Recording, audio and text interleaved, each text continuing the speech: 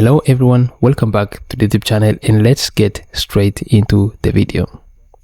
Gold just hit its all-time highs, and in this video we're going to be discussing what this actually means for crypto, what this actually means for Bitcoin, and what this actually means for Kaspa. Now there's so many reasons why people are now going into physical gold and moving away from risky assets like Bitcoin and other cryptocurrencies. Now there's a lot happening in the geopolitical landscape, there's a lot happening in the economic space, and we are going to be discussing the cause that is making people to move into gold and leave risky assets alone. So stick around until the end of this video to find out what updates we have for you today. Now before we go ahead, don't forget to hit the like, don't forget to subscribe.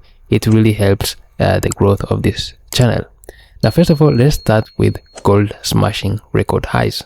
As we know, China and Russia have had history of accumulating more gold. This is in fact something that has been going on since 2018, and Russia has been really increasing their reserves for physical gold, and they have actually been using gold to make trades with China, and this is mainly in order to escape sanctions that have been put against Russia. And I think there's a better way to escape sanctions than using physical gold, because it is too heavy to carry. There's a lot of disadvantages of using gold compared to Bitcoin. So I think one of the things that is contributing to the price of gold hitting all-time highs is because of the shift that is happening of most of the central banks that are shifting from sellers to buyers, and especially Russia and China. Now specifically, I'm just going to be talking about Russia. Now a major turning point occurred in 2010 when central banks globally shifted from being net sellers throughout the 2000s to being net buyers. This fundamental change in central bank behavior has transformed the gold market and reflects growing concerns about traditional reserve currencies. So Russia has been the largest purchaser for 7 consecutive years, adding 274 tons in 2018 alone to its reserves. So this aggressive acquisition strategy continued until 2022, forming a key component of Russia's de-dollarization efforts aimed at insulating its economy from Western sanctions. Now the World Bank has observed that emerging markets used to counter volatile capital flows, explaining the growing interest among developing economies in building gold reserves as financial protection. Now I think most of this concept of Russia becoming the largest purchaser for 7 consecutive years, adding 274 tons since 2018, comes about because they are trying to move away from the dollar. There's no meaning of holding the dollar as a reserve currency while its value is depreciating every single year. And also, to escape these sanctions, they have to use gold. That's why China and Russia have been trading using gold instead of using the dollar and using other currencies. And this leaves me with one of the arguments that they are doing it in the wrong way, because you have Bitcoin, which is permissionless, which is stateless, but the disadvantage of Bitcoin is that it is very slow.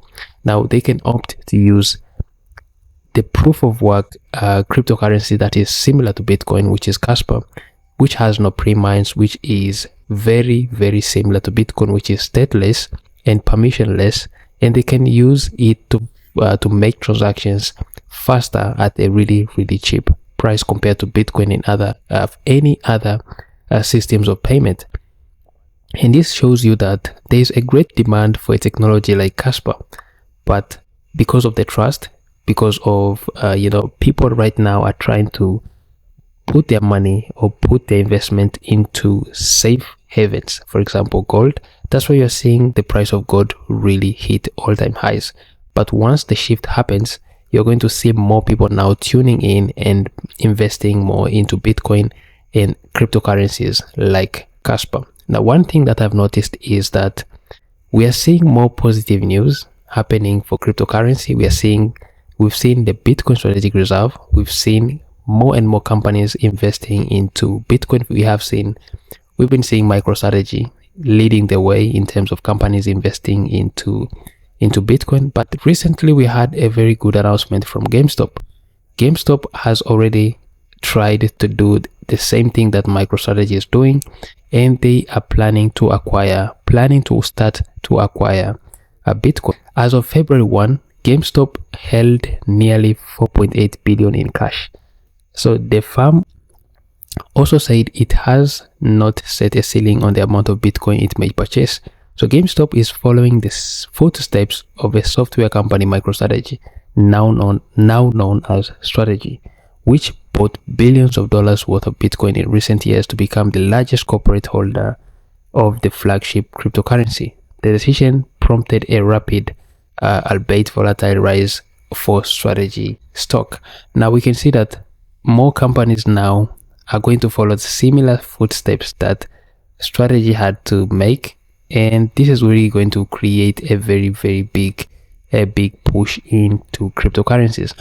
Now this reflects something, because the US now is pro-crypto, and the president of the United States, Donald Trump, is pro-crypto. Now most of other nations are going to follow the same trend, because the biggest risk now most nations cannot afford to take or cannot afford to make is to stay out of Bitcoin, because this is actually something that is going to happen regardless. It is going to take place. Most of the countries are going to create Bitcoin strategic reserves. Now it's the matter of who is going to print more money, as Michael Saylor said, who is going to print more money to buy fast as much Bitcoin as they can. Now I think the United States has a very good strategy that is going to make sure that they become the leading Bitcoin holders in terms of the Bitcoin strategic reserves that they are going to create. Now this also highlights the concept that Michael Saylor voiced in one of his interviews, and he said that instead of the United States holding gold, they should hold Bitcoin. I think this argument now seems wrong, because you can see that gold is smashing record highs, but the price of Bitcoin is currently not bad, but it is actually struggling to regain its all-time highs. And we are seeing that despite all of the positive inputs that Bitcoin is having and cryptocurrency is having, there is no real pumps that people expect. But I think everything that is being said is going to happen. Now what these big players are doing, they are injecting really good news, really positive news, and at the same time they are distracting the masses, the retail traders, the retail investors, with some negative stuff like this. For example, Trump threatens to bomb Iran, Trump imposing tariffs. Now people get caught up in the distractions and they forget the real good news that is being released. We are seeing the Bitcoin strategic reserve, more countries becoming more crypto, more companies now creating Bitcoin strategic reserves, and more people adding Bitcoin on their balance sheet. This is really massive, and this is massive for Bitcoin, and this is massive for Kaspa. But most of the people are focused on the negative aspect of things, because most of the people are focused on the prices. If the prices are not moving, it doesn't matter how much good news people receive, everyone is going to feel fear. But when the prices go up, everyone feels euphoric, and that is when greed strikes in. So what I want to relate is the prices of Bitcoin, the prices of Kaspa now may look really bad, but in the future, I believe there is going to be the pumps that most people expect, and they are going to happen in a way that everybody is going to be surprised. They are going to take everyone by surprise, because the good news, all of the good news that you would expect to happen has already happened. The biggest news was the Bitcoin strategic reserve and the crypto or digital asset stockpile, which was announced and really signed. So this is massive, but people have forgotten this. Everything is out of the window now because of the crashing prices, and there's more and more strategies that are being created that are neutral, that won't need or won't require the government to use taxpayer money in order to acquire crypto assets. So all of this is going on, but people are so focused on something else. People are so focused on the prices going down and the pain that people are experiencing, and this is affecting most of the people's decisions. Now let me know in the comments what you think about this. Is the crypto market going to recover as we expect, or we are going to see more downside? Let me know in the comment section what you think, and don't forget to leave a like and don't forget to subscribe. It really means a lot for this channel. Thank you for watching and see you in another video.